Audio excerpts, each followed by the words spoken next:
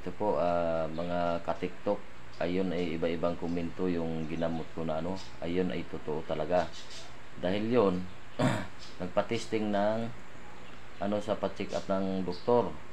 Wala wala siyang sugar. Ang sabi nga ng ano ay sugar daw. Ay nung tinisting nila wala.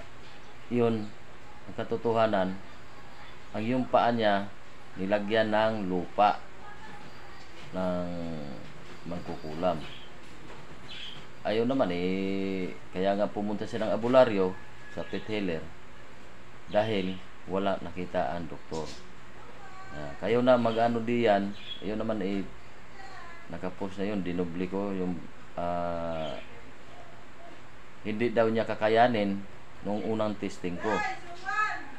Pangalawa, may ginamit na akong tao na para malaman natin, makausap natin kung sino gumagambala. Dito lang ako sa dito ako sa Taguig, Lower Bikutan, 403 Road 8. Yan. Kung sino mang gustong magtanong, may number po ako. 0920 11 Wala namang ano sa pagtanong kung ano ang kundi yan. Yung iba, yung mga katulad na hindi mga iba-ibang reliyon at talagang hindi maniniwala po yan sa mga ganon. Kaya nga pag sila ang kinulam ay tiyak may kalalagyan niya yan dahil hindi sila naniniwala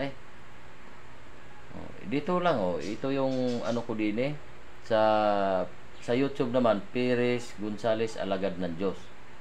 Yan. At wala namang problema. Kung kayo ay magtatanong, sasagutin natin.